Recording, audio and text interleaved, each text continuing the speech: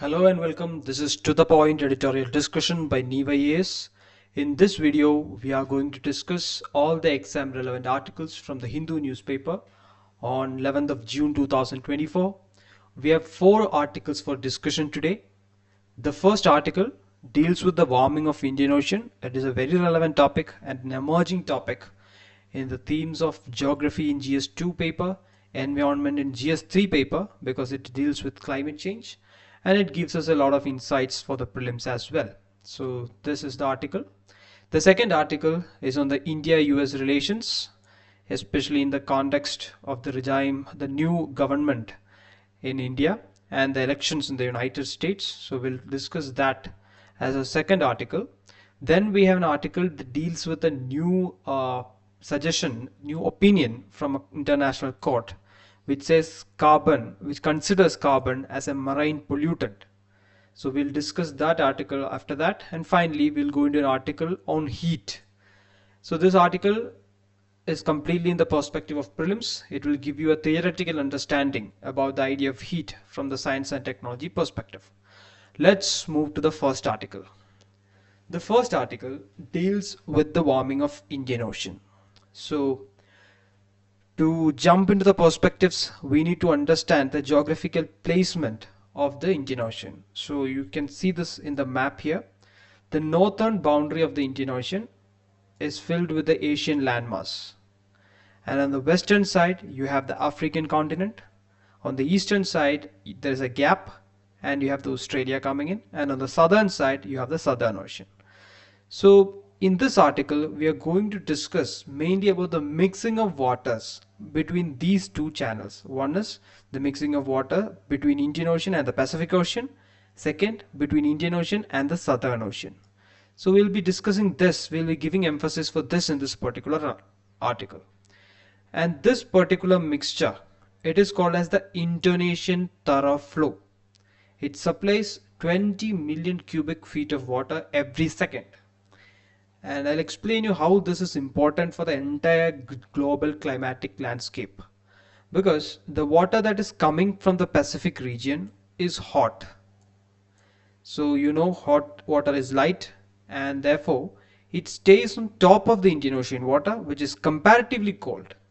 So this water that comes from the Pacific stays on top in the 500-meter range. Then when we go to the southern part, you know the Antarctic region is located in the poles. As a result, this water is cold and salty. So it stays down, it mixes to the downward area, but it is a two-way traffic. Indian Ocean supplies water and takes in water. So it's a circulatory motion there, but the water that is coming from that part is cold and salty. That's the point you have to keep in mind. The important point is we get heat from here and that heat gets absorbed from the south. This is one circulatory pattern that you have to be clear with. What happens with global warming is that Pacific region starts dumping additional heat into the Indian Ocean region. And along with that, the southern part will absorb less heat. As a result, the Indian Ocean region here gets more warmer. So what happens as a result? A more warm Indian Ocean means there will be more cyclones because cyclones get their moisture supply from the sea. I'm talking about tropical cyclones here. And that will result in intense rainfall because the moisture that is absorbed as a result of hot water will be high. So it will result in intense rainfalls. So these are the things that we can see right under our eyes as part of climate change. And this is how it works. Now I'll explain you a phenomena called the permanent El Nino. So you know about the current El Nino, which is the warming of equatorial Pacific water located around this region. The Humboldt current is located around this region, equatorial Pacific. It is supposed to be cold, but sometimes it gets warmer, and that's the El Nino phenomenon. So it will cause rainfall in this region and it will cause drought in this region, including the Indian subcontinent. Before this, there was a phenomena called permanent El Nino. The reason was this Australian continent and this New Guinea continent, this particular landmass is continuously moving. It started its movement 3 million years ago. So before 3 million years ago, it was further downward. As a result, there was no continental barrier between these two regions, and this water was easily mixing. At that time, there was a phenomena called permanent El Nino. Because of the upward shift of the Australian continent, which is still happening, there is a break in this water and we have a periodic El Nino. And because of that, as I've explained, when El Nino sets in, there will be drying up in the Eastern African region. And this drying up of the Eastern African region might have initiated the ancestral migration. That means the migration of the ancestors, including apes, to the rainforest regions of Asia. So the Indian Ocean region has such significance when it comes to our history and geography. I hope it gives you conceptual clarity with regard to the warming of the Indian Ocean and will give you enough takeaways as a value addition for the main answer as well. Let's move into the second article, which deals with India-US relations. Now, there was a visit by the Indian Prime Minister recently to the United States, and in that particular visit, there were two major developments. The first one was an agreement on technological transmission for constructing the jet engines in India, the first thing. The second is continued cooperation through the ISET initiative. So it's a technological collaboration initiative between US and India. It's something that you have to study for the prelims as well. So these were the two major outcomes of that meeting, head of the state meeting. In this context, we have to understand the points where India and US converges and diverges in the years to come. First, let's talk about the converging points. The major development is there is a de-hyphenation of the US-India ties with Pakistan. You have to understand it in a historical context, because India was a traditional and strategic friend of the Soviet Union during the Cold War era. Even though we were part of the non-alignment movement, we had a close tie with the United USSR, and US was closely aligned with Pakistan. Even now the US continues it. It has granted the F-16 fighter jets to Pakistan. It comes for Pakistan's rescue every time, but Pakistan is an enemy country for India. So when India becomes more close to US, this becomes a conflict of interest. So there has been an idea of de-hyphenation. That means seeing the relationship between one country on its merit without affecting its relation with the other country. So that process has been initiated when it comes to India-US ties. So Pakistan's position doesn't matter here. Second, US has observed silence when it comes to the concerns on Jammu and Kashmir region. So this was a long pending issue, and it has connection with the Pakistan issue as well, because Pakistan has claims on Kashmir and US supports it. US traditionally supported that claim, but now we can see the US becoming more and more silent on this particular issue. The third factor is India's increased engagement with the Quad. Quad, you know, is a quadrilateral grouping. India, United States, Australia and Japan. So India has been engaging more closely with it, for which US is also up. And the fourth thing is the US Indo-Pacific strategy.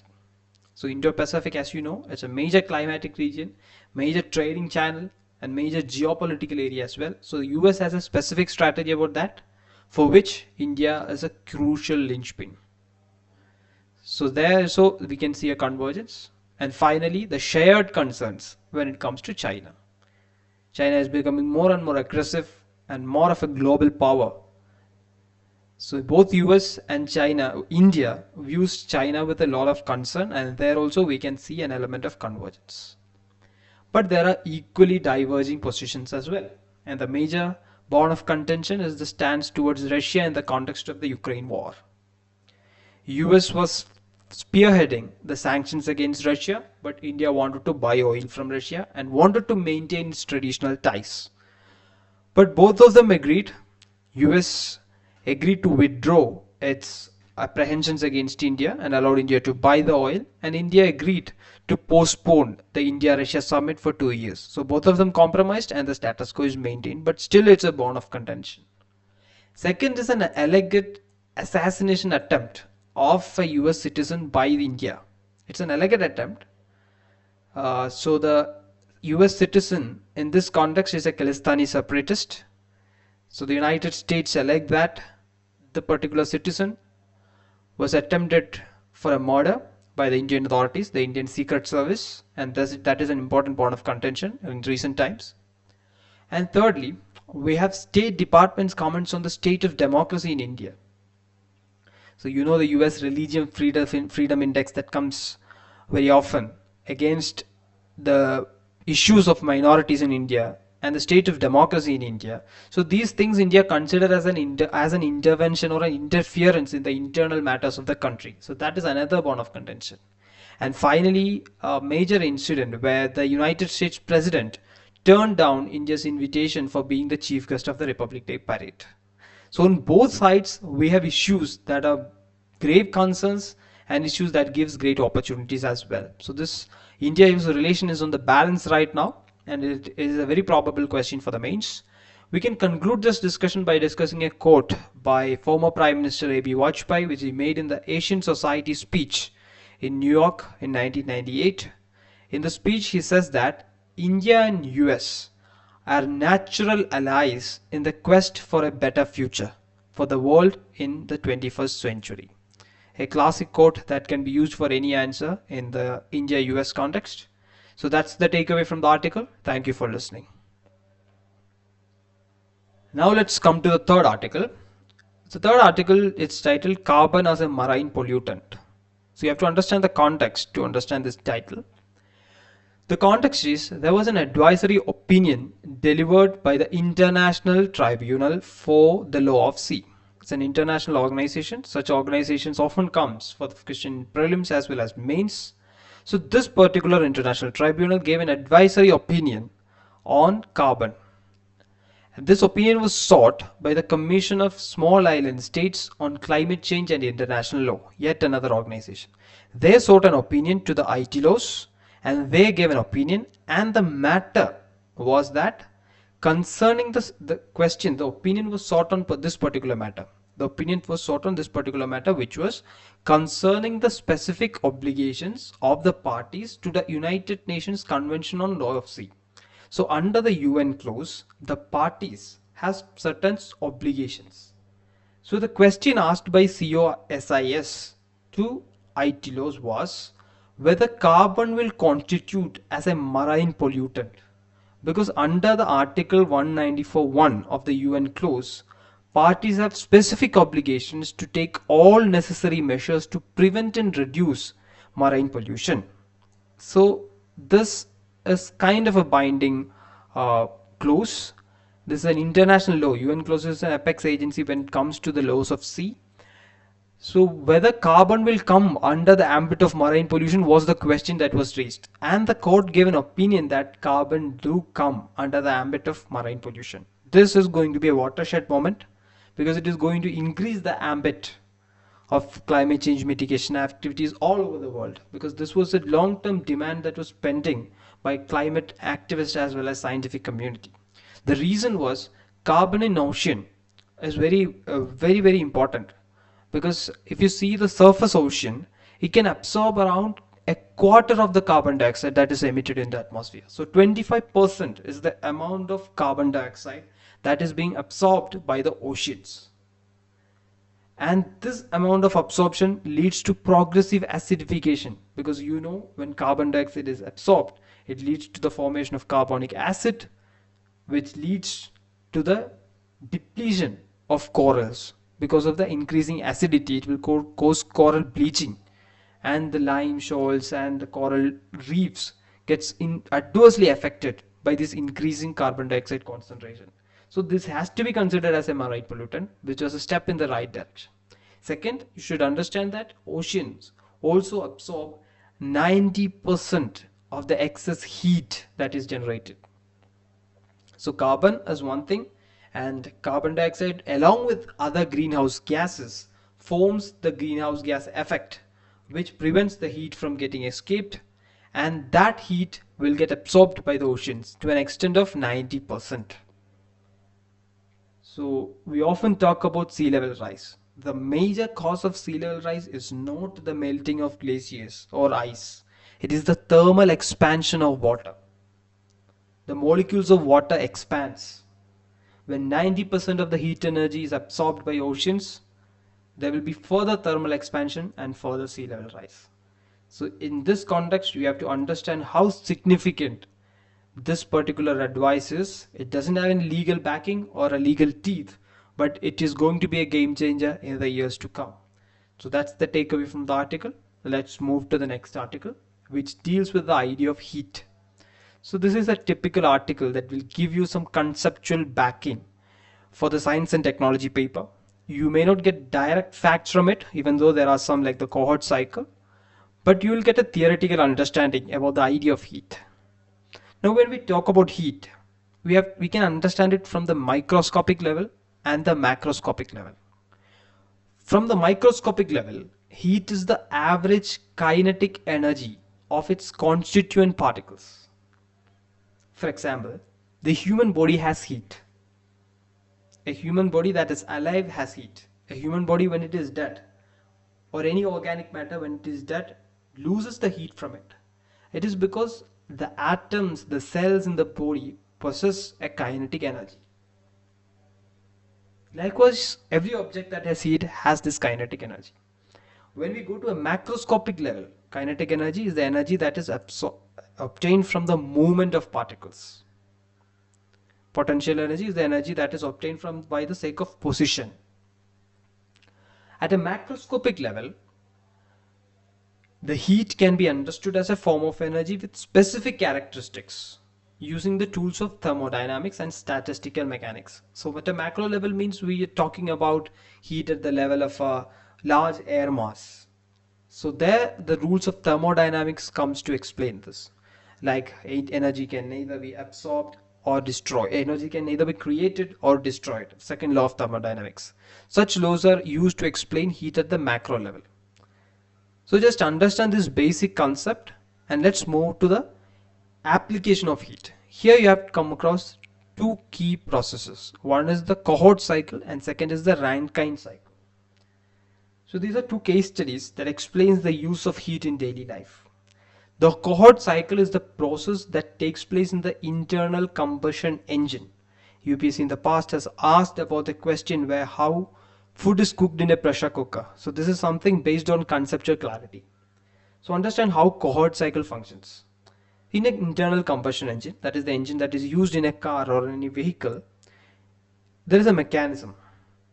The engine has different parts. One is a hot reservoir, second is a cold reservoir, then there's an ideal gas and a piston. So here, the cold reservoir, the ideal gas is ignited in the cold reservoir and it is sent to the hot reservoir.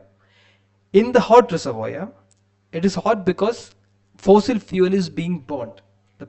It can be either petrol or diesel. When that fossil fuel is being burnt, it will generate heat. This particular heat will expand the ideal gas. And this expansion, this energy that is created from this heat is used to move the piston. So the process that takes place here is the conversion of heat energy to mechanical energy.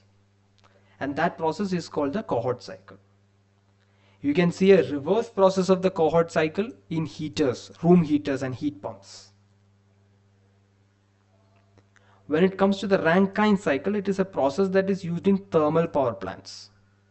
So try to recollect the mechanism of the thermal power plant. It will have a boiler. Here in internal combustion engine, the energy is generated by the burning of fossil fuel. In a thermal power plant, the energy is generated by burning of coal. And from the energy, a turbine will be turning. And this turbine is turned because water is being heated with this energy, and with that water vapor, this turbine is being turned.